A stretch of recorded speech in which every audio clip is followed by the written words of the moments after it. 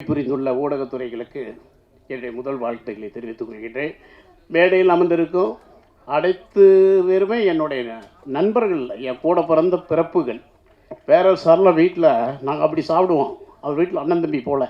நான் எல்லாருக்குமே வந்தேன். எங்கள் அண்ணன் வெங்கடேஷ் அண்ணன், என்ன சொல்கிறது, நம்ம வெற்றி பட இயக்குநர்கள், பேஸ்ட்டு படம் எங்கள் அண்ணன் உதயகுமார் அண்ணன் நடித்தோம். நானும் அவரும் என்னையா நடிப்பை உடம்பெல்லாம் கொட்டி வச்சுருக்காருனாரு உதயகுமார் சார். அவர் என்னை பற்றி பேசினார் எனக்கு. ஆமாம், அதே மாதிரி என் குடும்ப நண்பர், அதாவது எங்கள் ஊழியருடைய கல்யாணத்து பிள்ளைங்களுக்கெல்லாம் பாக்கியராஜர் வந்து தலைமை தாங்கிடுவார். நான் ஃப்ளைட்லேருந்து வீட்டுக்கு கூட போக மாட்டேன் தம்பி, கண்டிப்பாக வந்துட்டு போவேன்னு சொல்லுவார். அந்த அளவுக்கு அன்பை நட்பையும் பெற்ற என்ன இந்த இடத்துக்கு நிறுத்தந்தே எனக்கு இயக்குனர் எங்கள் ஐயா பாரதிராஜா. உடல் ஆரோக்கியம் தான், கண்டிப்பாக வந்திருப்பார். அவர் வராது அண்ணன் அனுப்பிச்சிருப்பாங்க.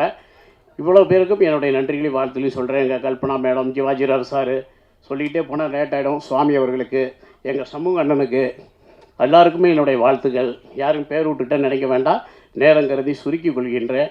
ஏன்னா அண்ணன் குறைவாக பேசுங்க, நான் அப்போ நினச்சேன்.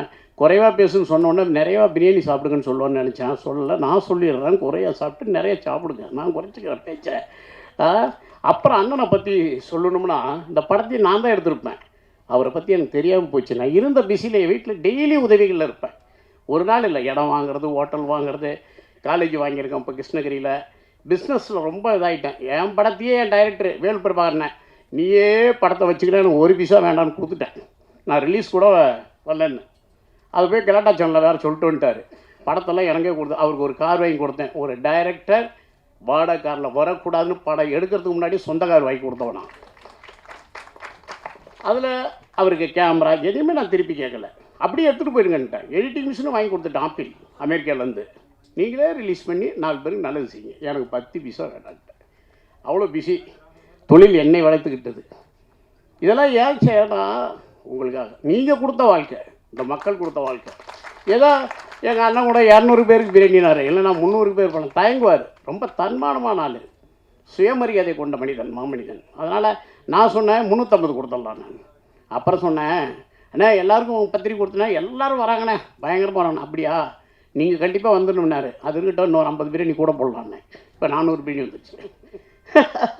எனக்குங்க வாழுங்கிறது எது தெரியுமா? உண்மையான வாழ்க்கை. நான் அன்றைக்கே சொத்துன்னு நினச்சிட்டு போகிறேன். அந்த இடத்துல ஒரு வரி சொல்லிவிட்டு, உள்ளங்களை எவன் உண்மையாக வாழ்ந்து உண்மையான உடம்பை தூய்மையாக வைத்துக்கிறானோ அதுதாங்க சொத்து. அந்த வாழ்க்கைக்கு விதை நானாக இருக்கணும்னு நினைக்கிறேன். எல்லாருக்கும் அந்த எண்ணங்கள் இருக்கும். கொடுக்கணுங்கிறது மட்டும்தான் பெரியவன் இல்லை, கொடுக்கணும்னு நினைக்கிறவனும் பெரிய ஆள் தான் நான் சொல்லுவேன். நான் இருக்கிறேன், கொடுக்குறேன், அவன் எல்லாம் ஏங்குறான். எல்லாரும் மனிதர்கள் அந்த நேயம் உண்டு. எல்லாருக்கும் ஒரு குருவிக்கு இற போடணும், ஒரு காக்கைக்கு சோறு வைக்கணும், இந்த 10 பேர் உதவணுங்கிற எண்ணம் யாருக்கு இல்லாமல் இல்லை. இதெல்லாம் தனி சிறப்பு பெற்றுக்கிறது இல்லை. இருந்தாலும் வருங்கால பிள்ளைங்க நம்ம வாழ்க்கையை பார்க்கணும். ஏன் கொடுத்தோன்னு சொல்கிறேன்னா, நான் கொடுத்துட்டேன்னா அது நீங்கள் கற்றுக்கணும் நீங்களும். அதுதான் நம்ம சிறப்பு. அதை விட்டுட்டு போகணும் இந்த உலகத்துக்கு. இதயத்தில் வேறு எதுவும் இல்லை. இந்த படத்துக்கு ஏதாவது சொன்னாங்க, என்னால் முடிஞ்சது நான் 1 லட்ச ரூபாய்க்கு டிக்கெட் வாங்கிட்டு அண்ணனுக்கு போய் 1 லட்ச ரூபாய் கையில் கொடுத்துட்றேன். ஏன்னா நான் எங்கேயும் வெறுங்கையோடலாம் எப்பயுமே போகிறது. எந்த நிகழ்ச்சிக்கு நான் வெறுங்கையோட போக மாட்டேன். நிகழ்ச்சியில் முந்தான சிட்டி சென்டர் போனேன், அங்கே ஒரு ஆர்கெஸ்ட்ரா எடுத்து பணத்தை பிரித்து, பாவம் ஒரு ஊனமுற்ற பிள்ளை, அது ஒரு 25,000. அப்புறம் அவங்க விழா நடத்துகிறீங்களுக்கு எனக்கு ஒரு 1000 ரூபாயில் சட்டை வாங்கணும்னா 4 தடவை பார்ப்பேன். எனக்கு மனசு கேட்காது. தள்ளுவண்டிலையும் அப்படி தான். ஒரு பிரியாணி நான் சாப்பிட மாட்டேன். 50 பைசா விற்கிற காலத்து 1989 பக்கத்து கிடையாது 40 பைசாவுக்கு இட்லி விற்கும். அதை வாங்கி 4 இட்லியை சாப்பிட்டு வயிற்று நப்பிக்குவேன். எனக்கு பிரியாணி சாப்பிட்ணும் அண்டாக்குள்ளே பார்ப்பேன். அரிசி வந்துருச்சா, கறிக்கு வந்துருச்சா, ஏதோ ஒரு கற்பனை பொண்ணு வந்துட்டு இன்னும் கொஞ்சம் எடுத்து தட்டில் வச்சுருவேன். என் வயிற்றை தொட்டு பார்த்துக்குவேன். அந்த வாழ்க்கை, அந்த உண்மை மனசு தான் இதை கொடுத்துருக்கிறது தான் நீங்கள் புரிஞ்சுக்கணும். பொய்யா வாழக்கூடாது, உண்மையாக இருக்கணும். ஆமாம், உண்மையாக இருக்கணும். மனிதனாக பிறந்தா அனைவரும் எழுந்து அண்ணனுடைய கருணை சேவைக்காக ஒரு கைதட்டலை எழுப்புங்க.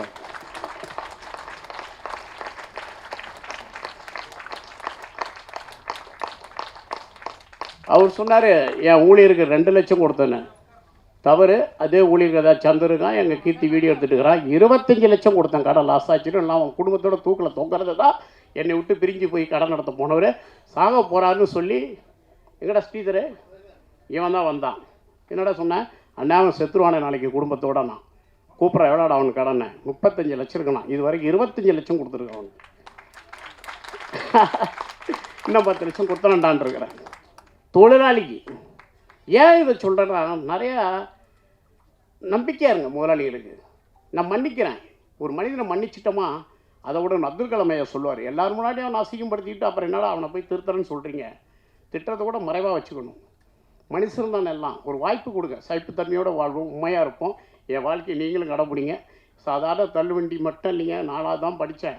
அம்மா கிடையாது. உள்ளூரில் நான் டீ கிளாஸ் கழுவுனவன் 9 வயசில். 13 வயசில் சென்னைக்கு வந்தேன். சரிங்களா? இந்த வாழ்க்கையை கொடுத்தது இந்த மக்கள். அதுக்கு காரணம் என்னுடைய உழைப்பு. நான் இன்றைக்கி யார்கிட்டையும் கை நீட்ட மாட்டேன். இன்றைக்கி கூட எனக்கு எதாவது வாங்கிட்டு வந்தால் கூட பக்கத்தில் யாருக்கு அங்கே எடுத்துகிட்டு போயிடுக்கோம்பேன். ஏன்னா நம்ம வச்சுக்கூடாது. பாக்கெட்லேயே இது வரைக்கும் நான் பணம் வச்சது கிடையாது. நான் ஆஃபீஸ் போனது கிடையாது. என் கடைக்குள்ளே கல்லால் உட்காந்தது கிடையாது. என் கடை நடக்கலை, நான் உண்மையாக இருக்கேன். என் தொழிலாளி எனக்கு உண்மையாக இருக்காங்க. உண்மைக்கு என்றைக்கு உண்மை கிடைக்கும். ஒரு கடை நடத்த எவ்வளோ கஷ்டம் நடக்கும். இன்றைக்கி 50 கடை நடக்குது. காலேஜ் இருக்குது. இன்றைக்கி ரிசார்ட் எடுத்திருக்கேன். என்ன காரணம்? இவ்வளோ ஒயிட்டோட இப்படி இருக்கிறது காரணம் யார்கிட்டையும் நான் கணக்கு கேட்குறது கிடையாது. இதை தான் அடைச்சிட்டிங்களா, சம்பளம் கொடுத்துட்டிங்களா, இந்த கடன் போச்சா, ஜிஎஸ்டி கட்டியாச்சா, எனக்கு கொஞ்சம் செலவு கொடுத்து அனுப்புங்க, 4 பேருக்கு உதவணும். இவ்வளோதான் என் வாழ்க்கை. அதுக்கு ஒரு 4-5 பிஏ இதை பிரித்து கொடுக்கறதுக்கு. ஆமாம், அதுக்காக என்னை ஏமாத்துறாங்க. யாரோ ஒருத்தன் ஏமாற்றுவான். எவ்வளோ நல்லவங்க இன்றைக்கி எங்கே போனாலும் எனக்கு பில் போட மாட்டேங்கிறாங்க. கண்டிப்பாக திரைப்பட பேசுகிறேன் அவரை பற்றி. நான் எல்லாத்தையும் தெரிஞ்சு வச்சுருப்பேன். திரைப்பட கலைஞர்களுக்கு, பாடல்கள், நடன நாடக மேடைகளுக்கு இன்றைக்கி அவரை விட்டால் ஒரு தெய்வம் கிடையாது. சிவாஜிராஜ் சாரை பற்றி தெரியும். அவருக்கான தருணத்தில் அந்த மேடையில் போய் அதை பேசுவோம். நான் அவரையும் தெரியும். ஈகே சார் பற்றி எனக்கு தெரியாது நினச்சிட்டு இருக்காரு. அவருடைய அரசியலுடைய அனைத்து பணிகளும் நான் அறிந்தவன் கேட்கணும்ல. அவர் வீட்டிலேருந்து எனக்கு தெரியும். ஆனால் அவர் நினச்சிட்டு இருப்பார் எனக்கு தெரியாது நினச்சி. நீ பூமியை பார்த்தாலும் பேசுவேன், வானத்தை பிரபஞ்சத்தை பேசுவேன், லண்டனுடைய கலாச்சாரம் என்ன, தமிழ்நாட்டு கலாச்சாரம் என்ன, இந்தியா கலாச்சாரம் என்ன கூட கேட்டாங்க தான் பிகின் நோட்ஸில். நீங்கள் யாருங்க சார், என்னவா இருக்க விரும்பிங்க தமிழ்நாட்டில்? தமிழ்நாட்டில் தமிழனாக இருப்பேன், நாடு தாண்டி போனால் இந்தியனாக இருப்பேன். உங்களை இயக்குவது யாருன்னு கேட்டாங்க. என்ன பின்னாடி இந்த இயக்குவது யாருன்னு கேட்டார். என் அம்மாட்ட குடித்த தாய்ப்பால் தாண்டா என்னை இயக்கும். இந்த தமிழ் செலுத்தி எவனும் இயக்க முடியாது. என் அண்ணன் தாண்டா என்னை இயக்குவா. அந்த ரத்தம் என்னை இயக்கும்னு. இன்னும் அரசியல் பேசுவேன். அரசியல் இல்லையா, திட்டங்களுக்கு இருக்கிற குறைகளை சொல்கிறோம். அதுக்கு பேர் அரசியல். நீ பொருள் வைக்காதன்னு. சரி, வேறு கூடத்துக்கு போயிடுவோம். என்ன பேச விட்டால் பேசிக்கிட்டே இருப்பேன். உங்களுக்கு என்றைக்கும் நான் துணையாக இருப்பேன்னா. இது மட்டுமல்ல, 1 லட்சம் சின்னதாக சொல்லிட்டேன்னு சொல்லுங்க. அடுத்த படத்தை பேரரசு அது சேலங்கிற படத்தை உண்மையாகவே எடுக்க போகிறோம். அதே பேரில் அவர் தான் இயக்கணும், அவர் தான் டைரக்டர். உடனே அக்ரிமெண்ட்டை நாளைக்கே போட சொல்கிறேன். ஷூட்டிங்கை தொடங்க, நல்ல கதையை ரெடி பண்ணிங்க. அந்த ஊர் பேர் வாழ்கிற மாதிரி அண்ணனையும் உள்ளே வச்சுங்க. என்ன யார் யார் கலைஞர்களோ பண்ணி நீங்கள் ஒரு டைரக்டர்கிட்ட கொடுத்தா நம்ம தலையிடக்கூடாது. கதையில் காட்சியிலையோ நீங்கள் சுதந்திரமாக இயக்குங்க. திரைப்படத்தை சிக்கனமாக இயக்குங்க. எனக்கு செட்டு போட பிடிக்காதுங்க. எங்கள் இயக்குனர் என் பாரராஜாவை ஷூட்டிங் போகிறேன் கொடைக்கானலுக்கு, சாம்பார் ஊற்றிட்டு இருந்தானுங்க சாப்பாட்டில் ஷூட்டிங்கில். டைரக்டரு என்ன ஐயா, என்ன தமிழ் நமக்கா நிறுத்துறாரு. எந்தெந்த ஹோட்டலில் என்னென்ன உடனே சமைக்க முடியாதுல்ல, எல்லா ஹோட்டலையும் ஓடி எல்லாத்தையும் வாங்கிட்டு வாங்க. கறிச்சு முட்டை சின்ன காலையிலேயே ஆட்டுகள் இட்லி இருக்கணும். அந்த மாதிரி ஷூட்டிங்கில் செட்டு போட்டால் எனக்கு பிடிக்காது. எல்லாருக்கும் சோறு போடணும், ஃப்ரூட்ஸ் கொடுத்துட்டே இருக்கணும், பாதாம் பிஸ்தா ஜூஸு. அண்ணனும் ஒரு ஷூட்டிங் பார்த்தாரு, வந்து இயக்குனார். எனக்கு அந்த படத்தை நான் அவரையே வச்சுக்க சொல்லிட்டேன். அவர் தான் இயக்குனார்.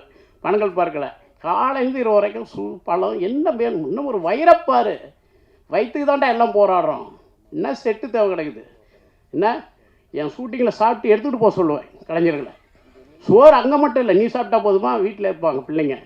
அதுக்கு தகுந்த மாதிரி பார்சல் அனுப்புமா. ஏன்னா அந்த சோத்தை கொடுத்தது நீங்கள் இல்லை, நீ ஒன்றை மட்டும் பெருமைக்கு போடல. இன்றைக்கி தேனி மாவட்டத்தில் ஒரு ஸ்கூலுக்கு போனேன், அடிமட்ட ஸ்கூலு, பச்சீப்பா மேல்நிலை பள்ளி. ஒரு 300 பிள்ளைங்க படிக்குதுங்க. கொஞ்சம் பிரியாணி கொடுங்கனாங்க. நான் சொன்னேன் 300 பிள்ளைங்களுக்கு மட்டும் வேண்டாம், அதுக்கு சாப்பிட்டு போய் வீட்டில் சொல்லுவோம். அவங்க பெற்றோரோட ஸ்கூலில் லீவ் விட்டு அந்த லீவ் நாளில் விழா வைங்க, மொத்த செலவு நான் ஏற்றுக்கிறேன், அவங்களும் சாப்பிட்டுன்னு சொன்னேன். அப்புறம் யோசித்தேன், பிள்ளைங்க பெற்றோர்கள் வந்து சாப்பிட்டா ஊருக்காரங்க என்ன பண்ணுவாங்க, சொந்த பந்தம் இருக்கும், எல்லாருக்கும் போடுங்கன்னு. இந்த ஊரே சாப்பிடணுன்னு தான் நான் அன்னதானத்தை கொடுத்தேன். அப்புறம் பார்த்தா அந்த ஸ்கூலில் எல்லாம் தரையில் நடத்திட்டு இருந்தாங்க விழாவை. மேடை கட்டி கொடுத்துருவாங்கன்னு சொல்லிட்டு வந்திருக்கிறேன். ஆனால் எனக்கு ஒரு 2000 சட்டை போட்டால் பூசும் உடம்பு. ஒரு 2 லட்சம் வாட்ச் வாங்கினா அதை அப்படியே கழட்டி கொடுத்துட்டு போயிடுவேன். இதான் அன்றைக்கு கோபிநாத் சாருக்கு என் செயினை கழட்டி போட்டேன். அந்த விழாவில் ஒரு கேள்வி கேட்டார், என்ன சென்னைக்கு என்ன எடுத்து வந்தீங்கன்னு. ஐயா பசி தான் நான் எடுத்துகிட்டு வந்தேன்னு சொன்னேன். அந்த கேள்வி அவர் கேட்கல, அது மக்கள் இடத்துல பயங்கரமாக ஆயிடுச்சு. என் நட்பு வட்டாரத்தெல்லாம் என்னங்க பசி தான், அதுதான் என் பசியோடு தான் வந்து விழுந்தேன். அதனால நான் பசி தாங்க என் வயிற்றில் எடுத்தேன். அந்த கேள்வி கேட்டதுக்காக என்னுடைய மாலையை கழட்டி அப்படியே போட்டவர் கழுத்தில். இப்போ வீட்டில் எல்லாத்தையும் அவுத்துட்டு விட்டாங்க. இனிமேல் எதுவும் போட்டுட்டு போகாதுங்க. அதாவது தெய்வம் எங்கே இருக்குது தெரியுங்களா, நம்ம மனசு தாங்க. அதை உண்மையாக வைங்க. கடவுளுக்கு நம்ம பயப்பட வேண்டாம், கடவுள் நமக்கு பயப்படுவார்.